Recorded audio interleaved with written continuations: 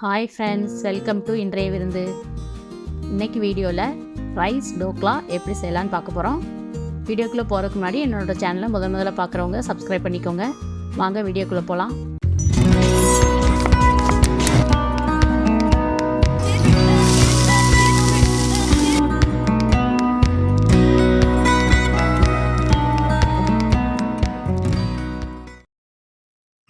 Rice dhokla செய்ய முதல்ல பச்சரிசி 1 டம்ளர் எடுத்திருக்கேன்.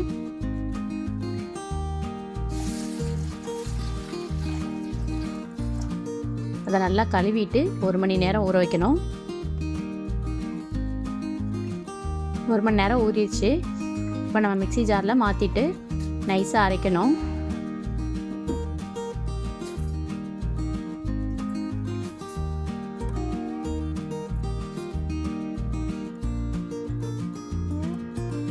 நான் அரிசியை மிக்ஸி ஜாரில் மாற்றிட்டேன். இப்போ 1 கப் தயிர் ஊற்றி அதுலேயே நான் அரைக்க போகிறேன். நைஸாக அரைக்கணும்.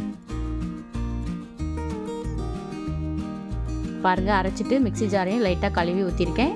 இந்த கன்சிஸ்டன்சியில் இருக்கணும் மாவு. இப்போது 5 டீஸ்பூன் வெள்ளை ரவை ஆட் பண்ணுறேன்.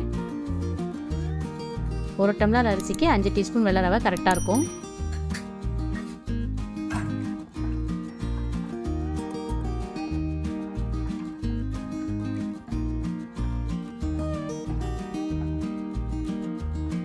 நல்லா கட்டி இல்லாமல் கரைச்சி விட்டுலாம். இப்போ தாளிக்கிறதெல்லாம் தாளிச்சு ஊற்றணும் மாவில். அதனால் நான் ஒரு பேன் வச்சுருக்கேன். 1 புளிக்கரண்டி எண்ணெய் ஊற்றியாச்சு. 1/2 டீஸ்பூன் கடுகு, 1/2 டீஸ்பூன் ஜீரகம்,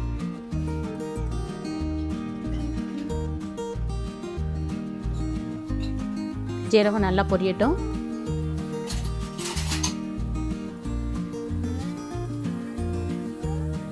இப்போ 1 பச்சை மிளகாவை பொடிசாக கட் பண்ணி போட்டிருக்கேன். 1/2 டீஸ்பூன் இஞ்சி, மல்லித்தழை 1 கொத்து எல்லாமே நல்லா பொடிசாக கட் பண்ணி எண்ணெயில் ஆட் பண்ணிட்டேன். லைட்டாக வதங்கட்டும். அப்போ அடுப்பை ஆஃப் பண்ணிடலாம்.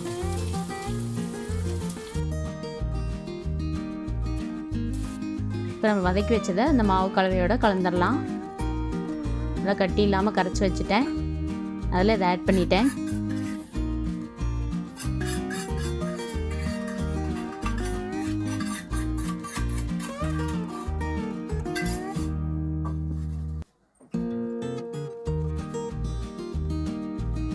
இப்போ மாவுக்கு தேவையான அளவு உப்பும் 1/2 டீஸ்பூன் சோடா உப்பும் ஆட் பண்ணுறேன்.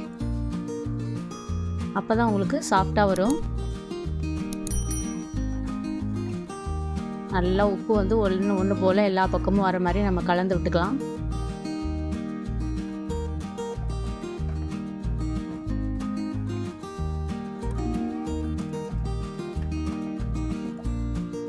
ஒரு தட்டில் நான் எண்ணெய் தடவி வச்சுருக்கேன். அதில் நம்ம ஆட் பண்ணிடலாம்.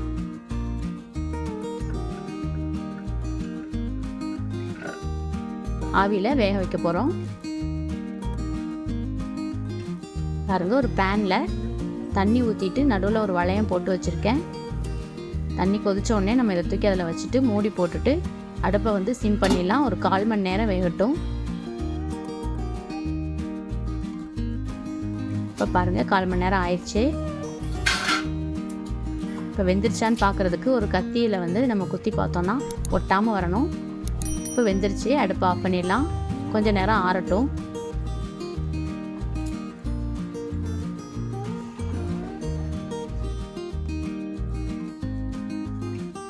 பாருங்கள், ஆறிடுச்சு. இப்போ நம்ம கத்தி வச்ச ஓரத்தெல்லாம் எடுத்து விட்டுட்டு நம்ம ஒரு பிளேட்டில் கவுத்தி எடுத்துடலாம். இதுலேயே உப்பு காரம் எல்லாம் இருக்கிறதுனால நம்ம அப்படியே சாப்பிட்லாம். இல்லை சைட் டிஷ் வேணும் அப்படின்னா தேங்காய் சட்னி அதுக்கு சூட்டபுளாக இருக்கும்.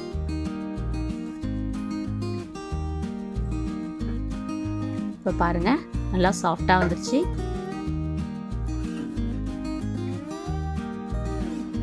ரைஸ் டோக்லா ரெடி ஆயிடுச்சுங்க. இந்த ரெசிபி உங்களுக்கு பிடிச்சிருந்தா லைக் பண்ணுங்கள், ஷேர் பண்ணுங்கள், கமெண்ட் பண்ணுங்கள். மறக்காமல் சப்ஸ்கிரைப் பண்ணுங்கள். அப்படியே பக்கத்தில் இருக்க பெல் ஐக்கானையும் கிளிக் பண்ணுங்கள். அப்போ தான் நான் போடுற வீடியோ உங்களுக்கு வந்து சேரும். தேங்க்யூ.